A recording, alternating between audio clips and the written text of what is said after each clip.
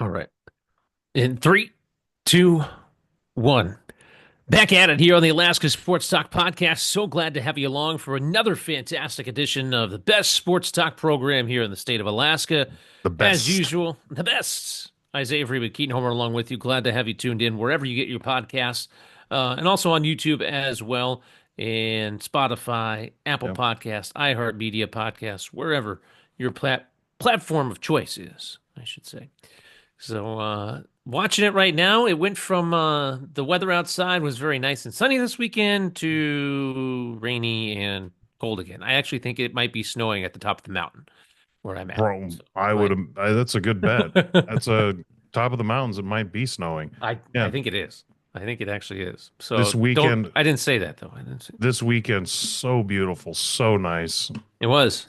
It's one of those weekends where this is why you put up with the Alaska winters, is for weekends like that, because you just don't get much better than that, Well, you don't get too many of them. I and you mean, don't get, yeah, that's right.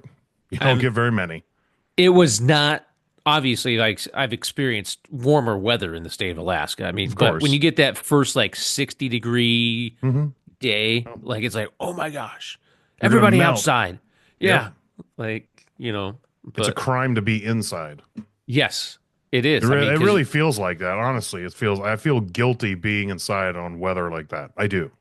I would too. Like, I I do. mean, because you know that like the next day, this is going to happen. Yeah. It's going to be raining. It's going to be cool. It's going to be gross. So, but yeah, it was a good weekend for weather, good weekend for sports as well, Yeah, at least for some absolutely. teams. Some Uh, we'll teams, we'll not kind all of the get teams. yeah, we'll get into that. We'll talk about the Anchorage Wolverines and uh, their season coming to a close, unfortunately, this past weekend. Great weekend for baseball. Yeah. Chance to get some conference baseball underneath some teams' belts this weekend, Coconut Conference play and Railboat play as well. So we'll kind of touch on that. Softball also going on. Uh, Track and field starting to wind down their regular season, I believe. I think they have maybe, I don't know, one or two regular season meets left Well, before. they'll have this coming weekend, and then that's it. Then next weekend will be the conference or the region Right. championships. So Okay. this is the last regular season weekend this weekend. Who's hosting state this year again for track and field? Diamond. Diamond. Diamond's Okay. hosting it on the 30th and 31st of May. Okay. Diamond, it's always been between Diamond and Palmer, I think, at least Pretty recently. much. Yep, Yeah. recently. Yep. Yeah. So I always hear like from sprinters, I hate Diamond. I hate running at Diamond. It's so windy. It's awful. Like that. I'm like, dude, well, it is what it is. Like, I don't know. Like, Well, the funny don't thing complain to me. is Like, the funny thing is I've heard some of that too, but then I turn around and go, "Do you remember running in Palmer? yeah, Palmer and Colony and Wasilla, those they're crazy windy all the time." it's true. Um, I thought I always kind of laugh at that. I'm like, yeah, Diamond can be windy, no doubt, 100%, but like it's not like Palmer is still. right. I mean, Yeah. I feel like I don't know if they do this at the high school level, but I think at like the college and like as soon as you get into like sprinting and racing at like the Olympic level, like they take wind in as a factor in your time. Like oh, like especially like wind at your back. Like and they adjust the times? I don't know if they adjust the time, but like I've heard like announcers and analysts say, "Oh, he just ran 100 meters non-wind aided," you know, Oh. like he didn't have Hmm. the aid of the wind, or she had the aid of the wind as they were running, at 9.957, whatever time it is, right? And so, like, there's something that they can calculate somehow, like, depending on the speed of the wind, okay, right, this actually kind of helped you a little bit because you have less resistance and you're getting pushed. Like, okay, that makes sense. Yeah. I don't know if they have, like, a headwind one. I mean, I'm sure they could calculate something They like probably that, but could. but yeah, I know at the high school level, that's way too much to get into in terms of like trying to figure Oh, out times and things like that. So I like, that just would what time make did you cross the line? Like, that would make my head explode. right. That might. Can we forget that? No, that would just be no, no. Yeah. We can't do that. Sorry. Yeah. Yep. Nope. We're not doing that. Yep. Yeah, Just get across the line. if you want to Just factor go. that in for your own Yeah. information, you Right. be my guest. Yes. Yeah. So, again, on this podcast, sometimes we just go down rabbit holes. All right. Just bear with us. We'll Rabbit get to where holes. we're going eventually. We'll get there. I We'll get mean, there.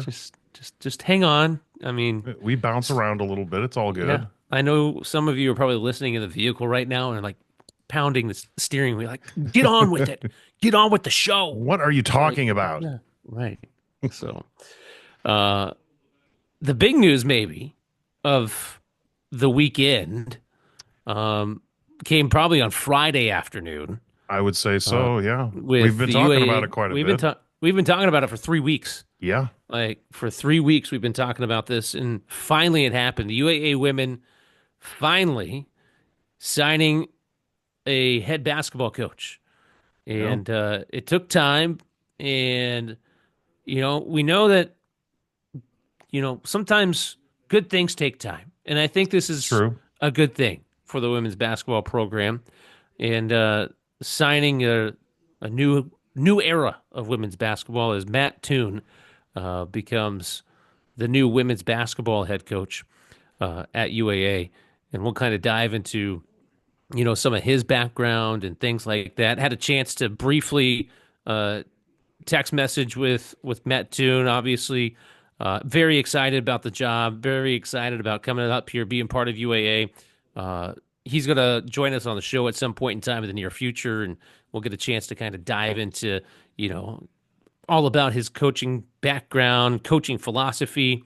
I'll throw this out there. If you haven't, have you seen a picture of Matt I have. Isaiah? I Okay. have. Does he remind you of anybody? Like you look at the picture, okay, and I had an instant thought. I was like, this guy's a doppelganger. No, I didn't get that feeling. I thought Oh, really? I maybe Mr. Clean because he has a little bit of a No, bald head, but nope, no, not that's the Mr. only Clean. thing I thought of. I want you to look up Rex Chapman. Rex Like, Chapman. Look up Rex Chapman and put Matt's picture next to Rex, like a recent picture of Rex Chapman, and tell me they are not of relation. Oh my goodness. Like, I thought maybe UAA signed Rex Chapman. Like, I was like, whoa. I'm like, what's going on here? Like, it's so eerily similar. The facial, like Yeah, the that's glasses, like that's I'm like, really what's wow. going on here? Like Yeah, you're right. for those of you, Rex Chapman, the famous University of Kentucky basketball player, had a good career in the pros. I'm Probably was more famous in recent years for his social media, like blocker charge thing that he did, like with videos. But anyway, yeah, Rex Chapman yeah, okay. I is can see Matt Toon, exactly why or you Matt would say Toon is that. Rex Chapman. So anyway, I just thought that was like, I looked at that, I'm like, I know that, I've seen that I'm person somewhere, I'm super impressed you thought of right? that. That's very impressive. Yeah. So I don't know. Maybe that's something I guarantee it. I mean, I guarantee it. Somebody has said you're Rex Chapman at some point in his life. Like I'm anyway, sure. anyway. Or are But you relation? or are Or you like it's it's 100%. so close. It's so Yeah, close. it's very close. If and when you get the time when you're listening to this podcast, like you know, Oh. if you're not driving right now, Yeah, like don't do it if you're look driving. it up. Look it up. Like because you're gonna be like, holy mackerel, this is wild. Like it's just crazy. Anyway, so we'll talk about his background and things like that here in a little bit. But I think we should start with the Anchorage Wolverines and their Yep, season. Coming to a close. I mean, they battled it out. They got they to a did. game 5. Played the game on Friday. They won Friday night to force the if necessary game. And Friday they looked pretty solid. Friday they I looked felt really good tough. Yeah. going Friday they were into game tough. number 5. Yeah. Yeah, I'm it was a wild scene in there on Friday night. It was loud. You could tell they fed off the energy of the crowd and all that stuff. And I mean, I think, it's an advantage for the Wolverines, obviously, but I think the visiting teams like it too, just because there's thousands of people watching, where most of these totally times they're not going into environments like that at all. right. So you're getting kind of the best of everybody. So it was an exciting atmosphere. It was electric. It was pretty wild. You could hear as soon as the crowd with the scoring of the first few goals, it was pretty wild in there. And then Saturday, Wisconsin just came out and really was very their defense was suffocating. I mean, the Wolverines didn't have a Well, whole lot of opportunities. And then in the second period when they did, it's those are kind of some of the bounces of the pucks. They just slide right in front of the net. They slide right through the crease, and there isn't somebody there on the backside, or they're just a second late to the backside, so that because they got hung up with a hit on the blue line area. I mean, just things like that. It was just a little bit not enough to yeah, win that game. And Wisconsin, hand it to them, they played really well. You could tell they wanted it really bad. I mean, both teams did, obviously, but they really wanted it after what happened with them last year, getting to this point and being swept. That was definitely, right. I think, in the back of the coaches' minds and some of those players too. Yeah, you mentioned the game five on Saturday, and everything happened in the first period. I mean everything. Like Everything. all three goals of the game came in the first period. Wisconsin outshot the Wolverines 16-8 in that opening period, but then the number of chances that the Wolverines were able to generate in periods 2 and 3. I mean, they outshot the Wendigo 17-6 in period 2 and 10-6 in the third period, Yep. and outshot them for the entire game 35-28. So they ran into an absolute brick wall. And Bo They Altman, really did. I mean, he gives up one goal on 35 shots. It's just, yeah. I I mean, think it was how it, physical they how physical Wisconsin was on the back end, in the back checking, and just kind of all over the place. They were physical. I mean, both teams were playing physical, but Wisconsin had just a few extra hits here and really timely ones. That's why some of those scoring chances weren't being able to be capitalized on, because they just their back checking, their defense was really, really stellar in that game five. neither team in that game five yielded a power play goal either. I mean, Nope. Wolverines had two chances on the power play. Wendigo had four uh, on the power play. So, or actually, flip that. Sorry. Wolverines had four power play chances. Wendigo had a couple, and neither team could capitalize on that. So, playoff hockey is there's one thing that can save you or break you in any playoff hockey situation. It's a goalie. It's a goalie. I Yep. mean, you could have the most stellar defense in the world, right? And your goalie just having an off night, some weird deflections, some Yep. things like that, and oops, there's two goals, right? Whatever it might be, or vice versa. Yep. Your defense could be having an off night, like it was for the Wendigo at times, and then you have a heater of a goalie that's able to stop 34 shots. You know, uh, Yep. so and that's And that just was well, and yeah, that's kind of what we saw in the Fairbanks series. The the Ice Dogs, I mean, the Wolverines swept them, but that could have been a really, really ugly sweep, so to speak, just score wise. But the Fairbanks goaltender was just unreal.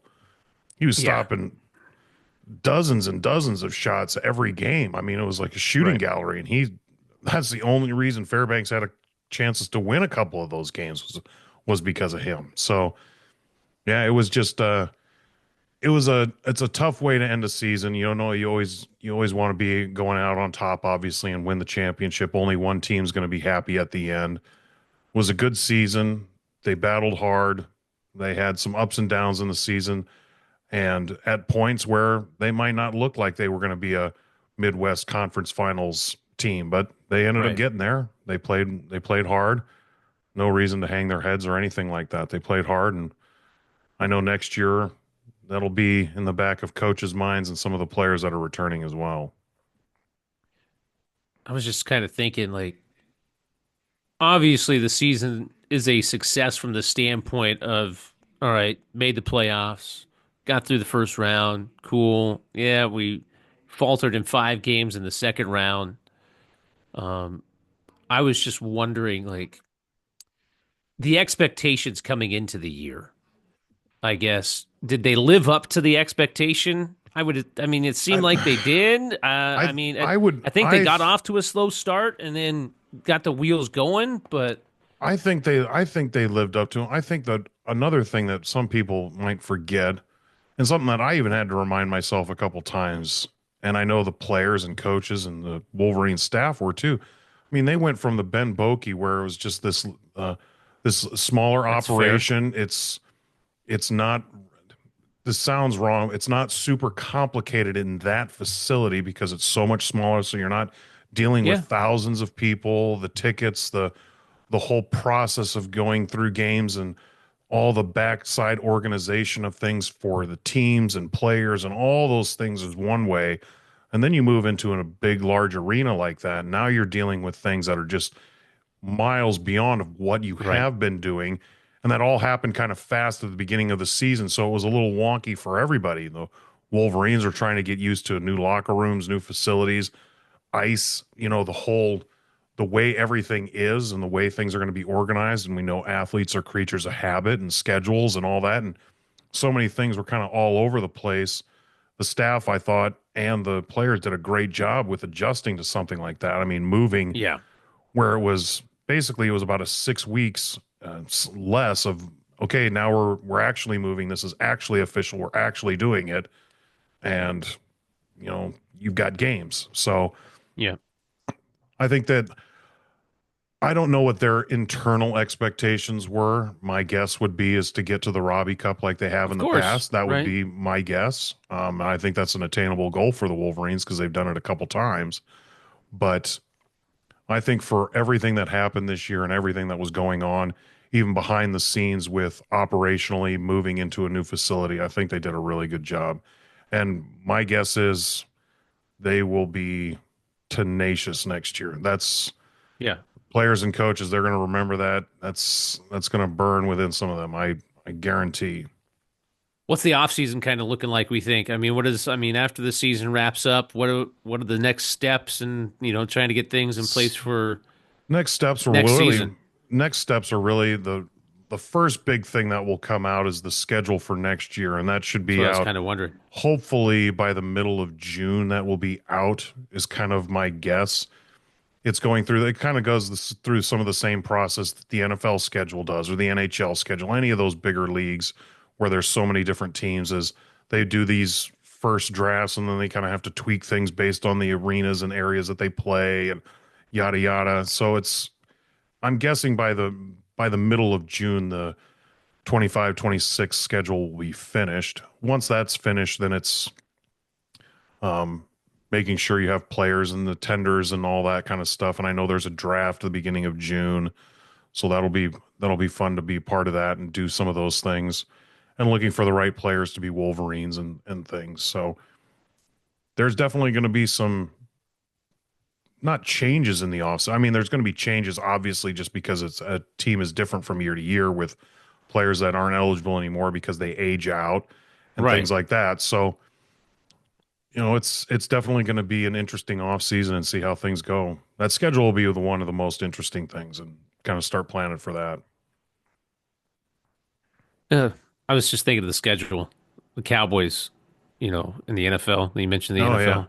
Yeah. Cowboys Eagles, by the way, opening up the Yeah. NFL season, just so you know. Us NFC Yeah. East. Oh, we're so lucky. NFC Oh, East again to open the season.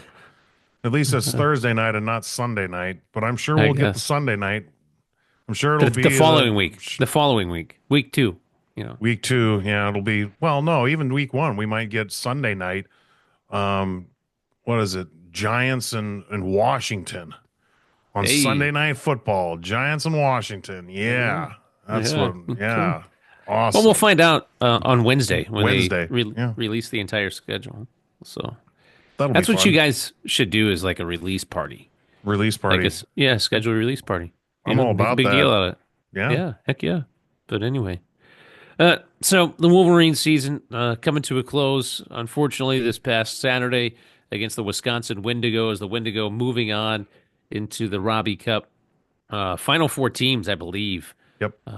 already in. So the Wendigo, one of those teams, but the Wolverines packing up the golf clubs, going to the golf course now for the off season until the regular season usually starts. The first games are what, usually Yeah. October-ish time frame. Yeah. Yep. October-ish. I know there's some preseason stuff usually in September. They have a lot of little different camps here and there and all that kind of stuff, Yeah. but usually the full season will start middle beginning of October. It'll be here before we know it. So Yeah, it's yeah, crazy to well, think. Right. Seems far away, but it's not. Not at all. It'll go by fast. So that kind of puts a bow on the Anchorage Wolverines season. We'll kind of stay up to date with some things that might be happening in the off season and hit on them here and there as the summer rolls along. Uh, we'll go to high school sports. I kind of want to touch on the Service Cougars baseball team. They've been on a roll. whew, yeah, No surprise. I think now they have won 34 games in a row, 35 games in a row, something of that nature, and without losing to an Anchorage team. I think or an Alaska team, I should say. I think when they went and played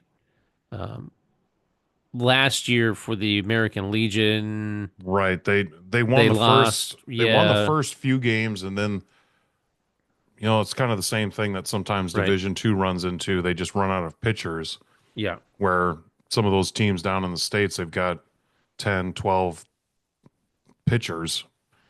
Service, even though they may have, seven or eight pitchers, that's not as many as some of those other well, teams. no, and I mean, if you have 7 to 8 pitchers, and this is no offense, and this is Alaska high school baseball, of those 7 to 8, 3 to 4 might be consistent, reliable, Yep. right? Generally. Um, so yeah, you may have 7 to 8 listed on the roster, but I'm sure coaches know exactly of those 7 and 8. There's probably 3 to 4 that are like, all right, we can throw you consistently and not have to really Yep. worry about what's going to happen. So yeah, when you start playing those other teams, it's just a completely different beast. But anyway, right now, as far as Alaska baseball is concerned, Isaiah, Yeah. at the Division 1 level, Service is by far the team to beat. Obviously, the I think defending state so. Yeah. champion. They have probably what is going to end up being the Gatorade Player of the Year in high school baseball, and Rylan Nikolai would be my I assumption at this I point. I would say that's a pretty good assumption. I mean, he's done it all. I don't He's know who hit, he's else. pitched. I I don't mean, know who else that would be. I don't know either. But I I mean, the mean, guy's getting Division 1 looks. I mean, along with Eagle River's Liam Learman as well. And they actually faced off this past weekend. It's the second time that Rylan Nikolai has actually pitched against Eagle River, oddly enough. I think this past weekend it was a 3-1 victory for the Service Cougars. They only gave up, what, the one hit we saw on the box score or something like that. So, well, Nikolai, he had, let's see, his stat line for pitching was one in 5 innings. He had one hit, two base on balls, and then nine strikeouts. that's insane. Yeah, that's pretty good. And then I saw he hit 93 on the radar gun, Oh man, according 93. 93, and he's a You don't junior. you don't Wow, see that at the high school level very often. I mean, I've seen pitchers that can hit in the 80s consistently with their fastball, but I don't know if I have ever seen that's moving. anybody in high school that has hit 93, at least here in the state of Alaska, or in 90 even. Uh, maybe Corey Madden, maybe East Fame, he might be up there, but uh, yeah, I don't know. Like, that's just crazy. And you're right, and he's a junior, And he's a so junior. he's That's got another year. Like that's insane to think about. And when his brother, Division 1 baseball player, University of Oregon.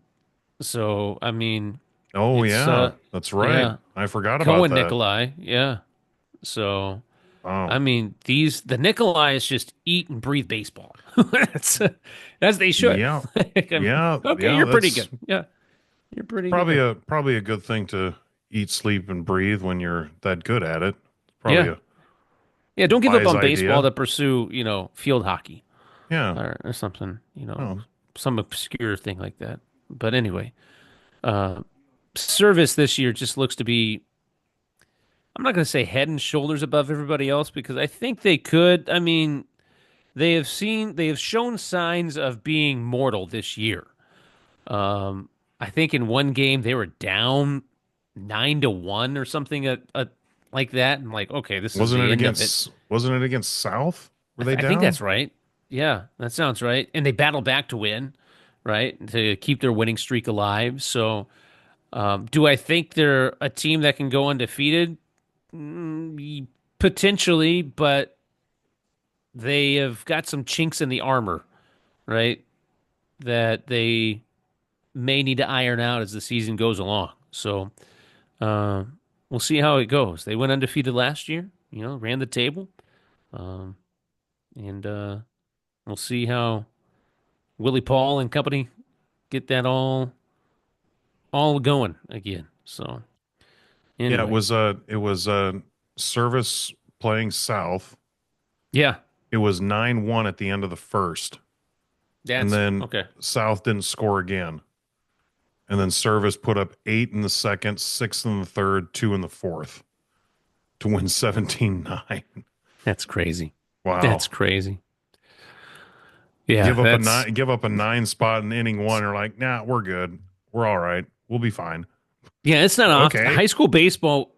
I don't know if I've ever seen a game or heard of a game where a team has given up 9 runs in the top of the first inning and then gone on to win the game, much less win the game. What'd you say, 17-9? 17-9. I mean, Yeah. they didn't score again. No, that doesn't happen. That They I'm didn't. sorry. And that, That just doesn't that's doesn't compute. wild. Doesn't compute. So yeah. Anyway, take a look at the standings here really quick in the CIC because we have started to get some conference games under our belt. No surprise, Service undefeated right now. They're 13-0, 2-0 overall. Chugach Mustangs, they're off to a good start in conference play. They're 3-0. Eagle River 1-1, South 1-1, West 1-2, Diamond 1-2, East 0-3 as of yet. And Bartlett, at least from the standings I see, it shows them they have not played a conference game yet. I don't know how that's possible, I don't but know either. I don't know how they haven't had a conference game under their belt. But Bartlett is 0-8 overall. Mentioned the rail belt standings here briefly. Wasilla, they're 12-5 overall, 5-0 in conference play. Colony 2-1 in conference play, and 7-4 overall. West Valley and Lathrop still looking for their first conference wins. Down in the southeast, Sitka again. We talked about it a couple of episodes ago, looking dominant down there in the southeast. 16-2 overall, 9-0 in conference play against Ketchikan and Juneau Douglas so far this season. Make mention of Division One softball. Some standings here. Chugach at 5-1. East is at 2-0 in conference play. South at 3-1. Diamond 4-4. Service 3-4. Bartlett 1-3. Eagle River yet to pick up a conference victory. West also in the same boat as well. Colony softball 6-1 in conference play. Juneau 5-1. West Valley, Wasilla, and Lathrop rounding out the Rail Belt Conference standings so far in Division One softball. So we're in the heart of softball and baseball season right now Yeah, as we they've get into only the got middle of May. yeah, they got 2 weeks left. Track and field has this weekend, and then It's insane. conference or regions next week, and then baseball, softball have 2 weeks left, and then conference. At least Which we're not. actually, I Oh, shouldn't say conference tournaments. Some do conference tournaments, some yeah, don't. So right. kind of depends on your conference. Exactly. At least we're not in the situation we were like in the last couple of seasons where we're trying to shove games in. No, that's very Like true. I felt like teams were playing like sometimes like 3 or 4 games in a week or something of that nature at Well, one Nerland, point. I think Like, Nerland and Van Williams were telling us last year that there were some teams that were playing 5 days out of 7, Yeah, just trying to get games in it was crazy. because they couldn't get on the fields. Right. So No, not don't have that problem this year. yeah, So not so much this year. not so much this year. That is um, for sure. So, if you want to get caught up on all the rest of the baseball and softball action, go over to ASAA365.com and you get caught up on the standings and scores from this previous weekend. More baseball and softball on tap, obviously, throughout the weekend as well. Games starting to be played at Mulcahy Stadium. So, the Yeah, Saturdays at Mulcahy are going to be full of baseball. That is for sure. Well, we mentioned at the top of the podcast that UAA women have a new women's basketball head coach. It's Rex Chapman. I'm just kidding. It's not Rex Chapman.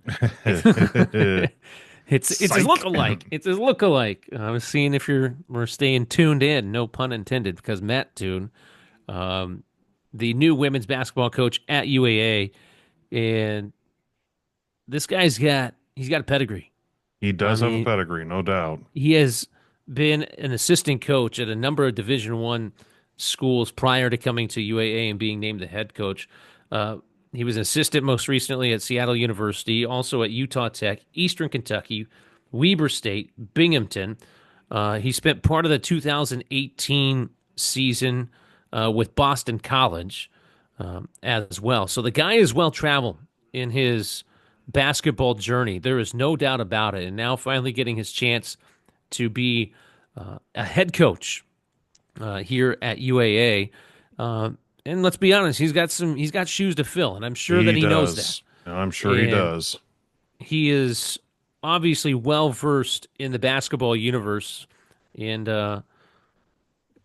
I will be curious to see the.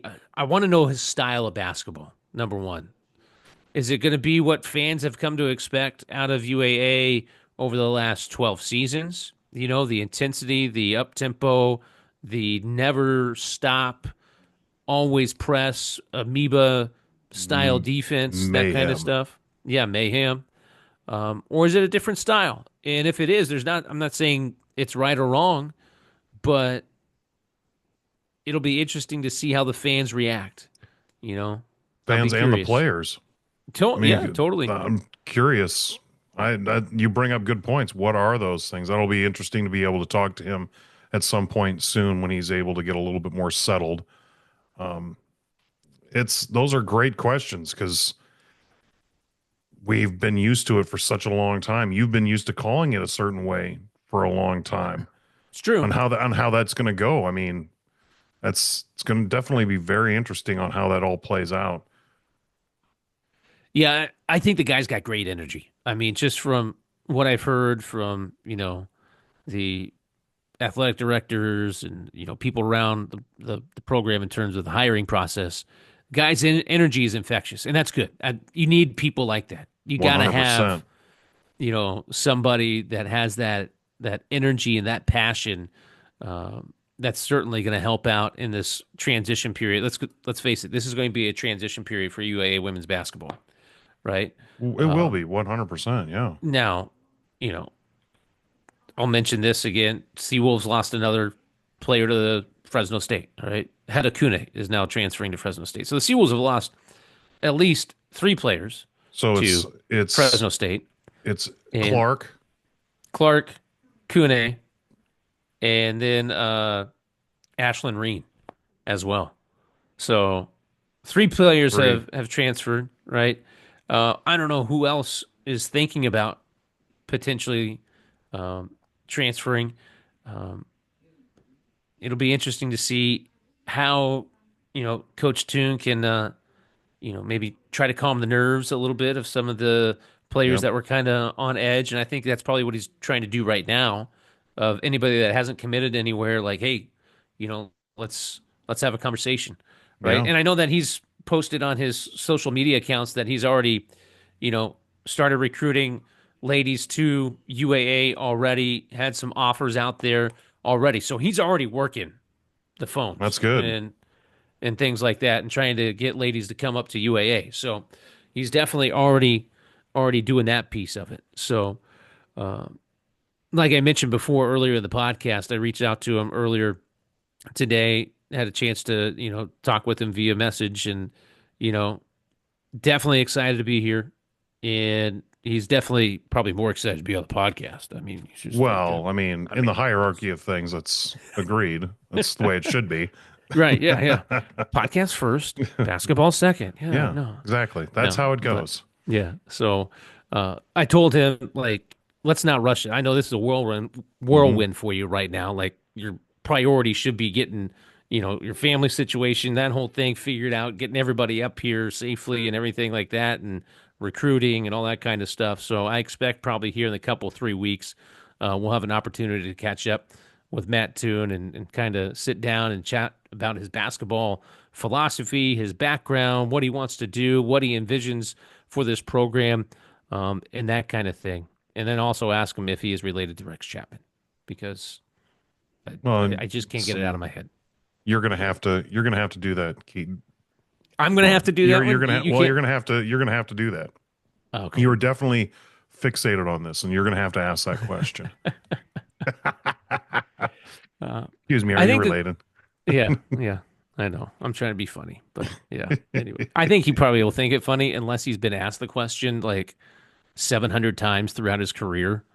Like, yeah, I I'm he over it. Like, I would think he'd have to be. right. I I don't mean, know, there is definitely a lot of resemblance there. but I think the thing that Coach Toon really has going for him is his ties to the West Coast. I mean, you look at, I mean, the stop at Seattle University, Utah Tech, Weber State. Those are smaller Division I schools, Yep. and I think the players that he is recruited to those schools or worked with, I think align with what the UAA women's basketball program is or potentially could be, right? So I think the style of player that those schools recruit, and the caliber of player, I think falls really well in line with what has already had been established uh, with Ryan McCarthy and his coaching staff. So I think that is a check in the box in the right direction for Coach Toon. The other thing is I'm curious to see who he builds, around him in terms of his staff. That's what Yeah. I'm also interested in wondering, like what kind of assistants he's going to be bringing in and things of that nature, because he's been an assistant coach himself at all these stops. So um, now it's his turn to, do the hiring and like, all right, here's who I want to work with and that kind of thing. And we'll see how that all goes. And I'm sure he's trying to pull all those pieces together right now. So Yep. it'll be an interesting off season, to say the least, for UAA women's basketball as we try to gear up and get ready for the new season. But at least the search is over. I think that's the Search is over. That's the finally it's well, done. that's a Like, big piece, and uh, it's over now. And like you said, all those things are going to be really, really interesting. Who does he hire? What's his philosophy on some of those yeah, things?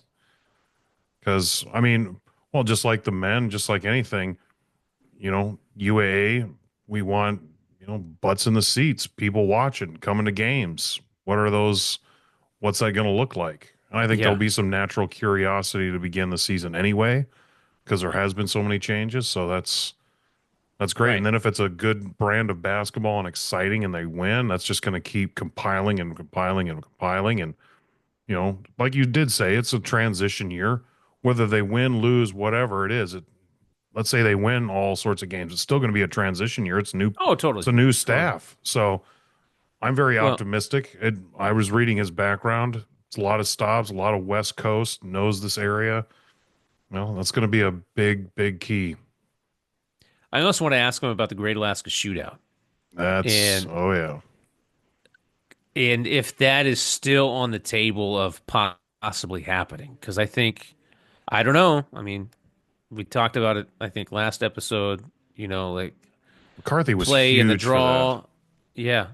I mean, the coaching staff did a lot of work there. Not to say that the admin didn't, because they did, Yeah. right? But coaching staff very involved in trying to contact teams, get people here, and coordinate that whole thing. And I'll be curious to see if that has any rollover. I hope it does. I It's a hope it does tournament that too. is it's needed. So hopefully that is something that is still sticking around for UAA women's basketball. So be definitely curious to ask Coach Matt Toon about some of those things. So if you haven't had the chance, go to GoSeawolves.com. You can it's right there on the homepage and also on the women's basketball page as well. The kind of release, the press release that happened last Friday, the hiring of the new women's basketball coach. Now, from my understanding and talking with some of the administrators, the priority is now hiring an assistant coach for not just Matt Toon, but also for the UAA men's basketball team.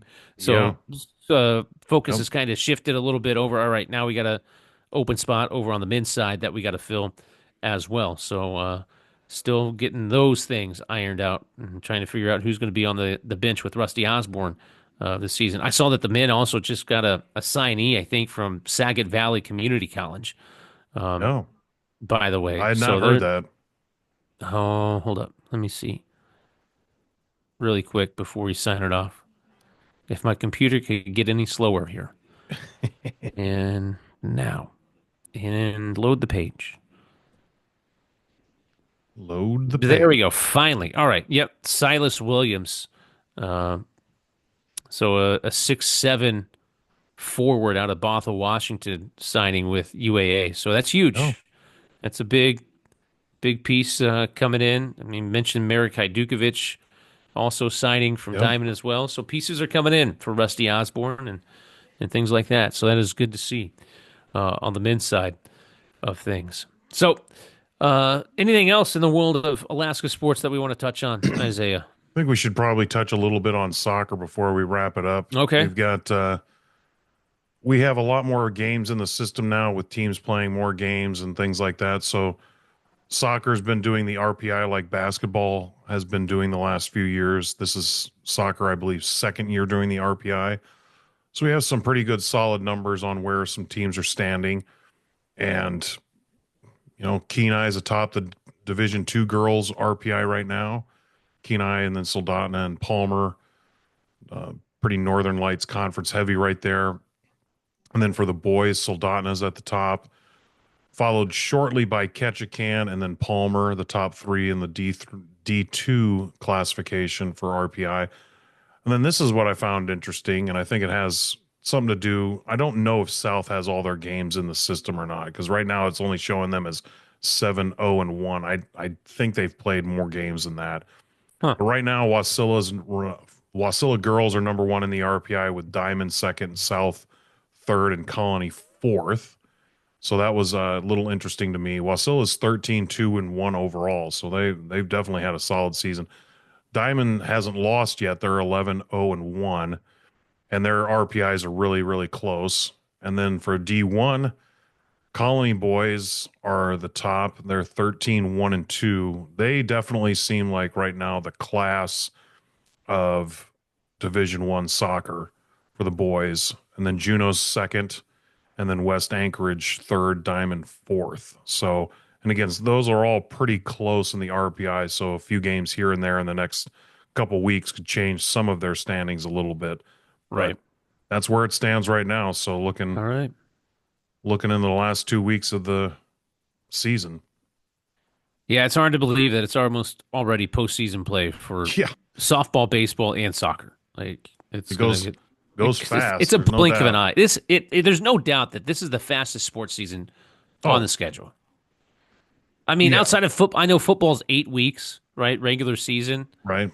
Uh, but Wrestling's pretty quick, but it's not this quick because you don't even baseball and softball, all these sports start practicing the middle or the first week of March, which that's another right, topic for another time. I still don't understand that. But, they're the amount of games that they have to get in. I mean, it's just you're talking 8 weeks maximum, right, max, and it's usually more like six.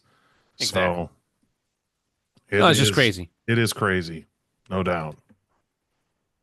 Yeah, no doubt about it. And yeah, it'll be crazy fast into the spring sports season coming up It for will be. sure. Well, that's going to do it for this episode of the Alaska Sports Talk podcast. Be sure you like and subscribe wherever you get your podcast. Be sure you check out our YouTube page as well. You can find all the clips and things like that on our YouTube page. Just search Alaska Sports Talk. You can also check out the website, alaskasportstalk.com. So, for Isaiah Freeman, myself, Keaton Homer, we'll be back at it next week, recapping everything in the world of Alaska sports. Until then, we'll talk at you later.